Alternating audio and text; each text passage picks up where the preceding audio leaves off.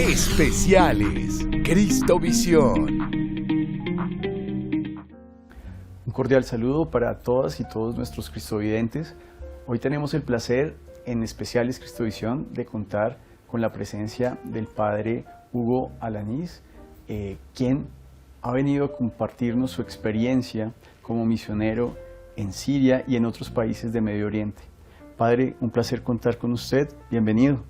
Hola, ¿qué tal? Es una alegría estar aquí y por este medio también saludar a todos los televidentes.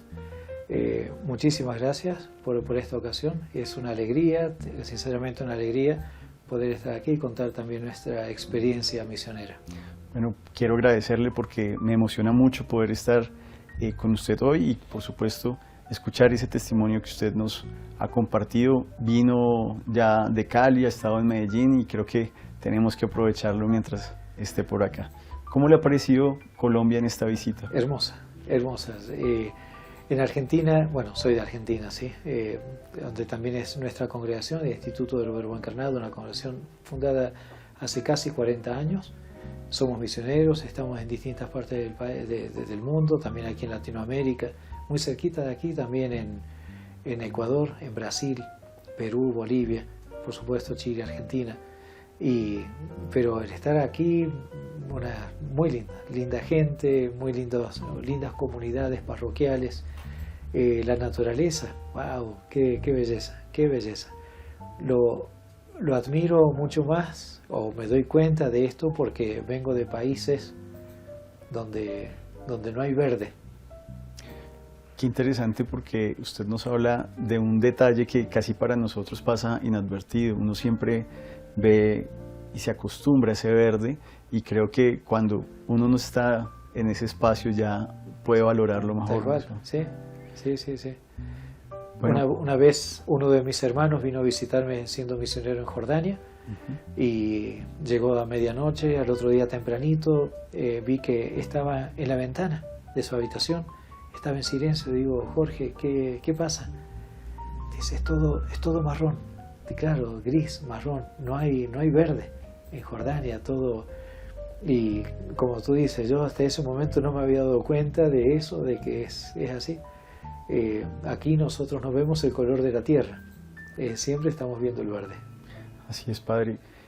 Quisiera un poco iniciar también el espacio pidiéndole que nos cuente un poco más cercano, de manera más cercana, más íntima, quién es usted y cómo ha decidido dedicar su vida a ser misionero, cuál ha sido ese tránsito, esa experiencia, y luego pues le estaré preguntando un poco sobre precisamente el testimonio de su vivencia en Siria y en el Medio Oriente. Son historias un poco tal vez largas y muy íntimas también, ¿no? Del por qué uno está aquí. Te lo hago de un modo más corto, lo que podría decir. Pero me considero que era un joven como cualquier otro. Hace muchos años, en aquel momento un jovencito de una vida común, de lo que hacíamos todos en ese momento.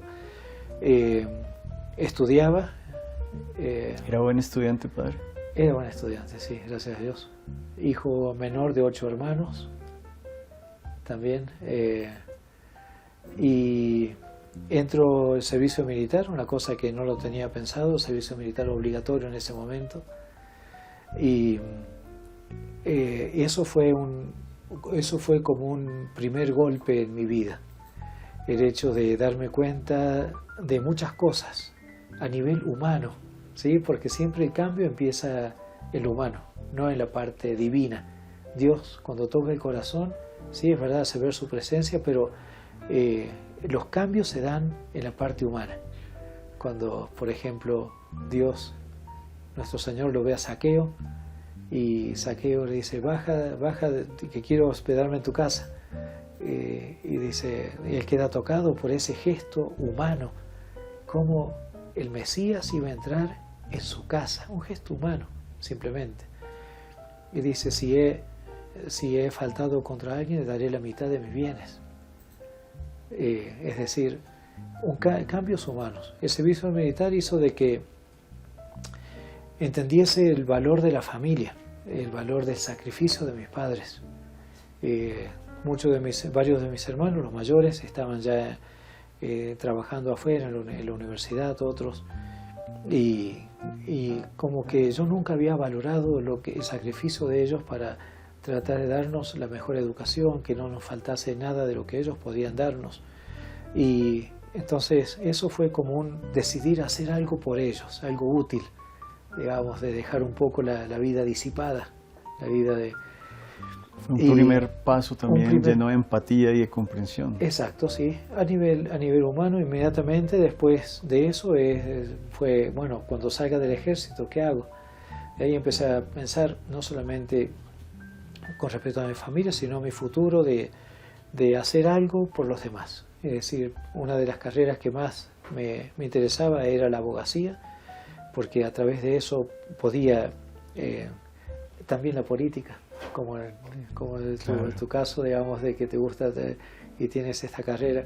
Me gustaba mucho también el tema política, pero claro, el tema política ya sabes que el tema de la corrupción y demás no es fácil para un principiante, ¿sí? Así es.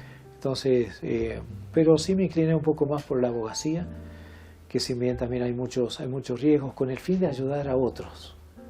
Siempre Y antes, lo movió ese fin, ese interés. en ese momento me empezaba a mover algo, digamos, de empezar a pensar por otros, no solamente por uno mismo.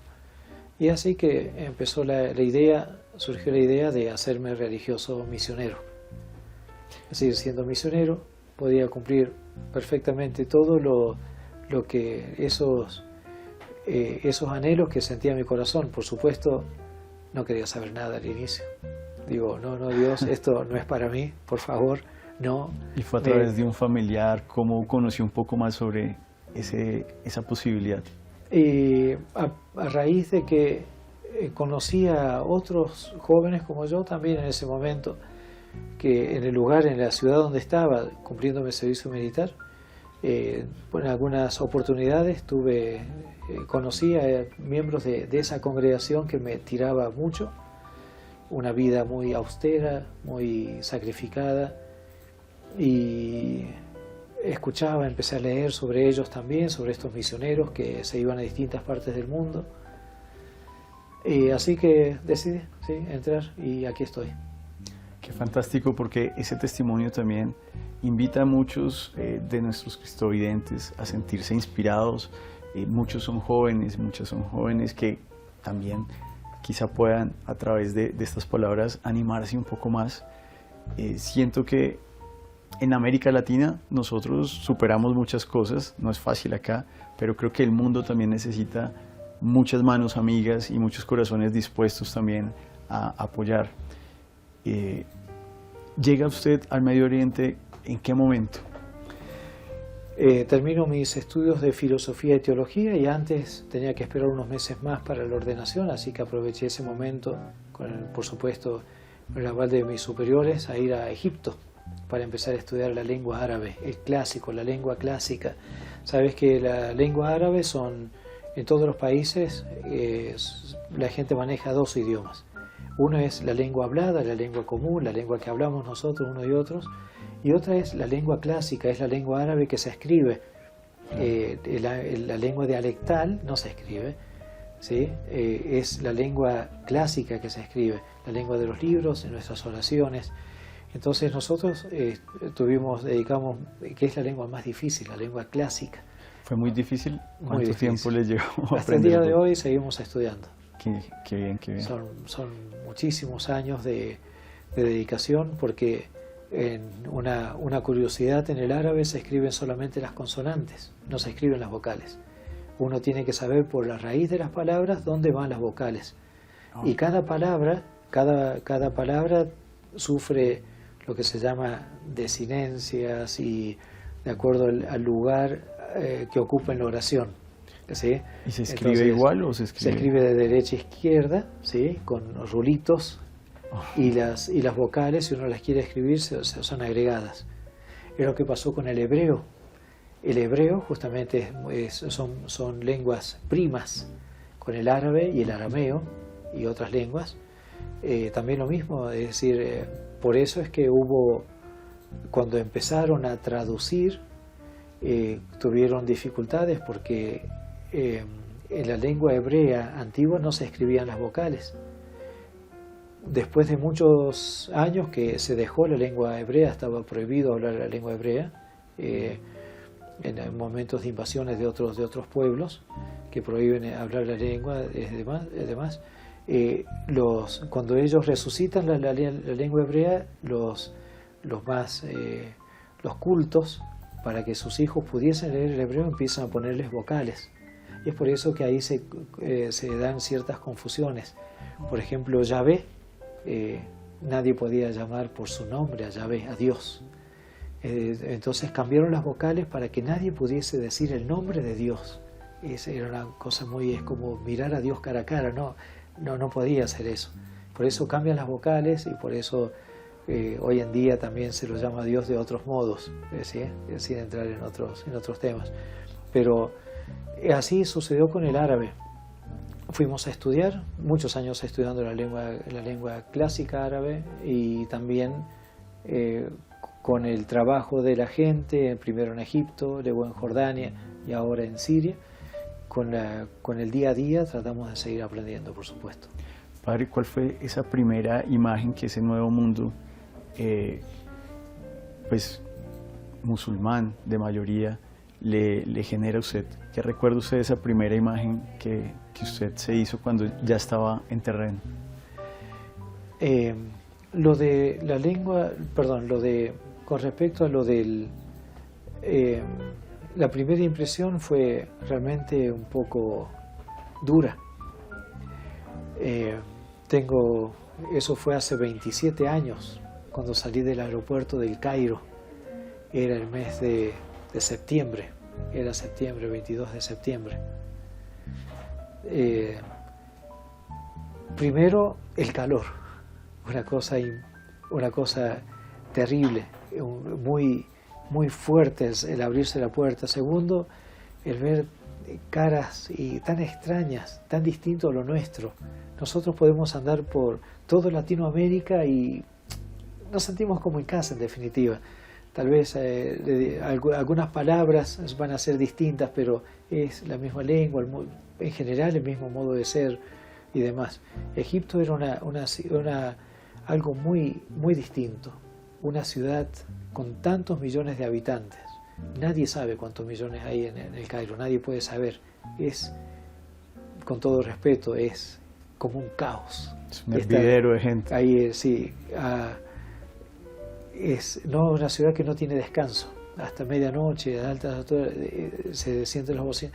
Fue un impacto muy fuerte, pero sabíamos por qué estábamos ahí. Y eso nos daba también tranquilidad. Sabíamos que íbamos ahí porque teníamos otra misión, la de anunciar a Cristo en la misma lengua de ellos. Qué reto tan importante, y ya le preguntaré acerca de eso. Por el momento, Padre, lo invito a que vayamos a una breve pausa y estaremos de regreso pronto.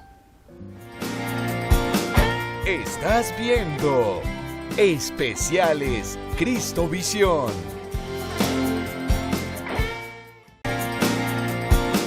Estás viendo Especiales Cristovisión. Bueno, retornamos a esta conversación tan interesante y rica que estamos adelantando con el Padre. Padre, por favor, continuemos precisamente en ese punto en el que usted ya empieza a desarrollar la labor misionera, y frente a todos estos matices, ¿cómo ha sido esa experiencia ya en Siria? Sabemos que pues, es un país que lleva poco más de 10 años, 13 años ya en guerra. Hay muchas personas muy vulnerables. También cómo desde acá los que estamos viendo podemos apoyar esa labor que ustedes están desarrollando ya de manera tan valiente, porque pues claramente arriesgan también un poco sus vidas. Entonces, por favor, Padre. Nuestra misión en los países árabes, nosotros también le llamamos Tierra Santa. Nuestra misión es la Tierra Santa porque es Egipto, Palestina, Israel, Jordania, El origen Siria de nuestra, ahora. Es donde ha tenido, sí, inicio cultura judeocristiana. nuestra judeocristiana, claro. Nuestra misión ha sido muy particular. Primero hay que reconocer que es una gracia para nosotros poder estar ahí. Sí, es muy distinto a lo nuestro. Nosotros hoy en día tenemos la gracia de estar en contacto con todos nuestros misioneros, los que están en Latinoamérica, Norteamérica, en Europa, en África, en Asia, en Oceanía. Y cada uno tiene una realidad muy, muy distinta, que son experiencias muy bonitas en cada lugar, en cada lugar. No hace falta irse muy lejos para conocer la belleza de las almas. Aquí mismo uno hace una misión, vas a un barrio, no hace falta que sea un barrio fuera de la ciudad, puede ser un par de casas que estén cerca de una iglesia en el centro también, ¿no? Porque muchas veces creemos que los que están lejos de la ciudad son los que más necesitan, pero los que están también al lado de una iglesia lo pueden necesitar también. Conoces esa realidad de ellos y te das cuenta de la belleza de las almas, de la realidad de esta familia, de esta persona. Lo nuestro sí tiene la particularidad de estar ahí, de ser ahí en Medio Oriente, Tierra Santa, con las dificultades que conocemos y demás. Cuando llegué a Jordania, primero empezamos la fundación en 97, fue la primera fundación en Jordania. Todavía después de un año de estudio del árabe, un año y medio, no podíamos comunicarnos, porque lo que habíamos estudiado era el árabe clásico y venían los niños y nos preguntaban, Shu Ismak, ¿cómo te llamas? Shu Ismak, en la lengua hablada. Y nosotros preguntábamos a las otras personas en italiano, ¿qué quiere decir este niño? Entonces nos decían, Ma Ismuka, Mada Ismuka. Entonces, claro, son pequeñas diferencias que para un principiante en el árabe no entendíamos. Y nos comunicamos como buen argentino, con el fútbol. Entonces lo primero que hicimos es hicimos un buen equipo, un lindo equipo de fútbol con los jovencitos. Les enseñamos algunas tácticas básicas y a raíz de eso se dio a conocer de que estaban los padres argentinos ahí en Jordania, en Mádaba específicamente. Los que han visitado Jordania seguro que han visto el mapa más antiguo que se conoce, el mosaico de la Tierra Santa del siglo VI. Ahí estábamos con nuestro equipo de fútbol. Así que fueron experiencias muy lindas. Desde ahí seguimos trabajando, conociendo más, comunicándonos en lo que podíamos. Hasta llegar a Siria. Hace años ya que estamos en Siria. La primera vez que fui a Siria fue en el 2009. Después otros padres vinieron a quedarse porque yo era párroco en Jordania. Y estos últimos años, desde el 2017, estoy en Siria de nuevo. Otra realidad, cada país una realidad distinta, pero específicamente por lo que estoy aquí para contar sobre Siria, un país que quedó inmerso en una guerra gratuita, una guerra, aquí se lo presenta como un levantamiento del pueblo, como una guerra civil. No fue una guerra civil, fueron personas de otras partes, incluso desde Europa, de aquí, de Latinoamérica, que se han juntado con otras bandas islamísticas extremistas, que son los del ISIS, el Estado Islámico, para formar lo que querían ellos, el Estado Islámico. Pero claro, cada uno tenía sus intereses. Algunos eran por religión, otros por el petróleo, otros por el gas, para hacer acuerdos, y así sucedió. Siria, un país tan rico antes de la guerra, antes de 2010, era el único país de Medio Oriente que no tenía deuda externa. Hoy en día una maestra está cobrando alrededor de $20. $20 son 100.000 pesos, puede ser, 100.000 pesos más o menos. Así es. De aquí creo que no llega a 100.000 pesos. Sí, hay mucha escasez de una maestra. Sí, el sueldo de un policía va a ser todavía menor. Muchos están trabajando por 50.000 pesos porque necesitan un trabajo, y un país quedó sumergido en la miseria, no solamente por la guerra o por el posguerra, sino también por las sanciones económicas impuestas por países del primer mundo a este país, que no se acata a los deseos de los países, de estos países. A los estándares coloniales. También hay unas disputas de intereses. Claro que sí. Y tuvo la mala suerte Siria de tener petróleo, gas, salida al mar. Entonces, estar en un lugar estratégico también, entre otros países, Claro. tuvo esa mala suerte. Y ahí seguimos. Nuestras familias con muchísima necesidad, y nuestros cristianos con un modo de vida todavía peor, porque saben de que en algunos países estos últimos años ha habido persecución contra los cristianos. ¿Cómo son los cristianos en el Medio Oriente? ¿Qué características tenemos en común y cuáles son las que, digamos, nos diferencian un poco en eso de lo cultural? Lo común es como cualquier La otra fe. familia, como Y cualquier la otra familia. cualquier musulmanes, cristianos, personas que aman a sus hijos, muchos que aman a sus vecinos, otros no, como aquí, digamos, como sucede en cualquier parte del mundo. Lo que caracteriza a los cristianos es lo que decía hace rato, es que ellos llevan la religiosidad es parte, la fe es parte de la identidad de la persona. Nosotros, cuando nos encontramos, lo primero que preguntamos, ¿de qué equipo eres? ¿De qué equipo de fútbol eres? O tal vez por ahí nos animemos a entrar un poquito en política entre unos y otros. Pero allá lo primero que se pregunta es ¿de qué religión eres? No exactamente directamente para dejarlo de un lado, no, pero para saber quién es esta persona que tengo al frente mío. Esta persona es musulmán, esta persona es judío, esta persona es cristiano.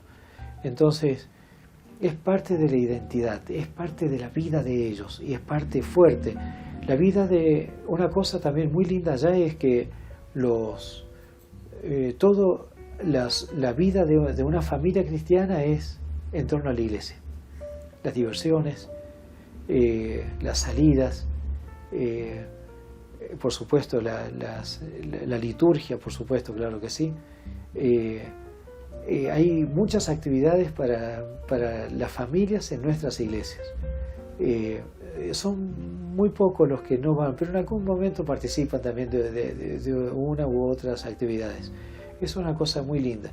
Estas familias han dado mucho por su fe y lo siguen dando. Lo que han dado primero es que ellos nos transmitieron la fe, los padres de ellos. Es por eso que Dios, tal vez que a propósito, eligió esa gente para que sean de ahí, de esa zona, eligió los primeros cristianos. Los primeros cristianos. Si nosotros hoy en día conocemos nuestra fe, es gracias a ellos también. Ellos evangelizaron el mundo. Esos cristianos, los apóstoles, los hijos de los primeros cristianos, ellos evangelizan, tienen una fe muy fuerte. Y es eso lo que nos ha ayudado hoy en día para superar tantas dificultades. El terremoto que hemos tenido el mes pasado, 2 terremotos fuertes. La gente dice, ya 12 años, 13 años de guerra, dicen, bueno, entendemos esto porque ha sido por el odio de algunas personas hacia nosotros. Pero el terremoto. Yo quisiera ahí hacerle una pregunta y es, Padre, ¿ustedes cómo o dónde se ve precisamente el rostro de Cristo, nuestro Dios, ahí en esas circunstancias tan complejas, cuando uno dice, bueno, vienen de una guerra y justo 2 terremotos? O sea, casi que todas las circunstancias, la naturaleza se ha enseñado para poner a prueba a estas personas. Sí, ellos mismos se preguntan eso. ¿Por qué esto? ¿Por qué esto ahora? Yo creo que para nosotros como religiosos, bueno, sí, respuesta nunca vamos a tener una respuesta clara. No sabemos el porqué de suceden ciertas cosas aquí y ahora. No sabemos, nadie tiene una respuesta, pero sí podemos orientar una respuesta en la vida, sí, sabemos. Pero nuestra gente ellos lo sufren en cierto modo, pero al mismo tiempo, por esa fe que ellos tienen, dicen, no lo sabemos, no sabemos el porqué. pero aquí estamos. Si Dios nos ha elegido a nosotros, aquí estamos y aquí seguiremos. Qué valientes son asumir también esa tarea de fe. Sí, sí, sí. Padre, quisiera, pues los minutos, usted ha sido muy generoso, el tiempo es un poco corto.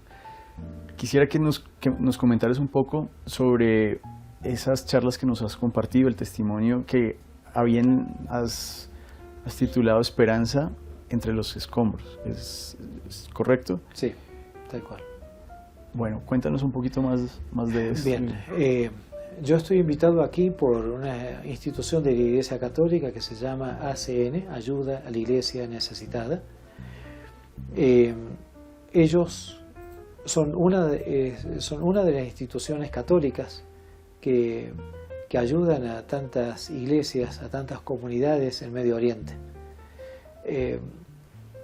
Gracias al aporte de ellos estamos llevando adelante distintos programas de ayuda y por eso en Justicia hemos aceptado, digo hemos en nombre de la congregación, el Instituto del Verbo Encarnado, hemos aceptado esta invitación para dar a conocer la labor de la Iglesia en los países de misión, los que les he contado ahora, dar a conocer estas instituciones también que ayudan y pedir algo a cambio, no a cambio, pero pedir algo a la gente. Primero oraciones. Si esa gente de nuestras comunidades tienen una fe fuerte para seguir manteniéndose vivos, ¿sí? Para seguir estando ahí en medio de países musulmanes que muchas veces no es fácil estar ahí, es gracias a la fe que ellos tienen y sabemos que la fe se alimenta de la oración. Queremos también dar a conocer estas instituciones para aquellas personas que buscan un modo cómo ayudar a las misiones, porque las ayudas no son solamente para el Medio Oriente, también están ayudando a la formación de futuros sacerdotes aquí en Colombia también. Yo creo que es una cosa muy justa de seguir promocionando con nuestras oraciones y si podemos con las ayudas económicas a las misiones de la Iglesia. Nosotros como misioneros en distintas partes del mundo sabemos muy bien esto. Nosotros vamos y podemos estar con la gente, pero si otras instituciones no nos ayudan, no podemos dar ni remedios, ni leche a los niños que no lo tienen, ni ciertas atenciones a los ancianos que están solos, y promoción humana a través del estudio, ayudar a pequeños proyectos para que esta familia pueda levantarse y no necesite de las ayudas de otros para vivir dignamente. Todo esto se hace con la ayuda, con la colaboración de otras almas generosas. Padre, pues aprovechando, ya que usted nos ha compartido también implícitamente esa oportunidad de a quienes nos están viendo de apoyar y fortalecer a los servicios y a las personas que hacen posible las misiones en el mundo, quisiera que compartiera un mensaje para esas y esos jóvenes que están viéndonos y que pues ya en el cierre de este especial seguramente están interesados y quieren saber cómo recibir ese llamado y esa gracia que usted nos ha compartido hoy. Te comento una anécdota primero, algo muy, creo que es muy interesante. Una persona que estaba persiguiendo a los cristianos, perseguía a los cristianos y sabía que en Damasco había una comunidad cristiana. Esta persona odiaba a los cristianos y en el camino ve una luz muy fuerte, queda encandilado y escucha una voz que dice: Saulo, Saulo, ¿por qué me persigues?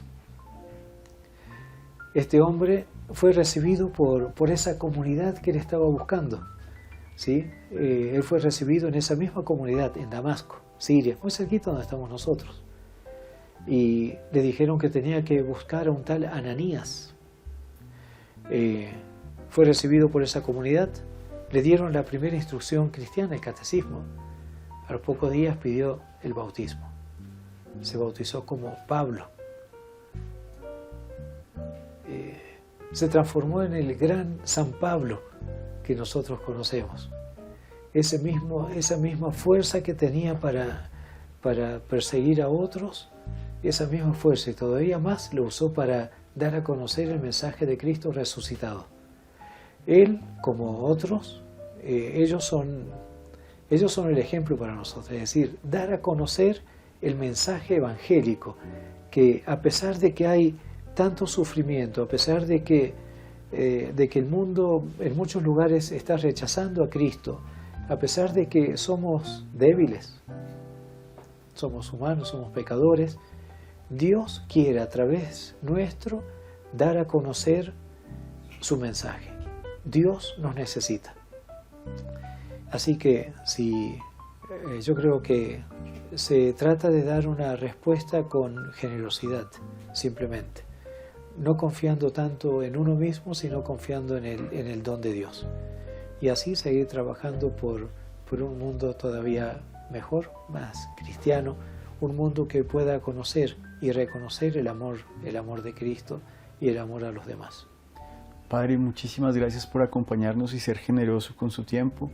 Muchos y muchas que están allí seguramente van a buscar en las redes sociales o en internet más sobre la labor que están haciendo y pues sinceramente muchísimas gracias por estar en nuestro país y darnos ese testimonio. Gracias a ustedes, gracias a ti por este momento. Uno de los sitios, hay muchísimos sitios de acuerdo a las congregaciones misioneras y demás. En nuestro caso es Instituto del Verbo Encarnado, ¿sí? Lo pueden buscar, estamos en distintas partes. Y yo creo, lo que decía una vez, le preguntaban a nuestro fundador, ¿por qué tienen tantas vocaciones? Y, siempre faltan vocaciones, ¿no? Hace falta mucho más. Y él decía, nosotros presentamos a Cristo crucificado. El que quiera ser mi discípulo, decía nuestro Señor, que cargue su cruz. Y si me permites, puedo rezar un Ave María en árabe. Por favor, y darles Padre, la bendición. y cerramos con este bonito gesto. Assalamu alayki ya Maryam, ya muntaliat ni'amatan, ar-Rabbu ma'aki, mubarakatun anti fi nisa, mubaraka thamara batniki Yesua, ya Qiddisat Maryam, ya walidat Allah, sali li ajrina nahnu al-khata, al-an wa fi sa'at mautina. Amén. Muchas gracias. Dios Padre, bendiga. muchas gracias. Dios lo bendiga. Especiales Cristovisión.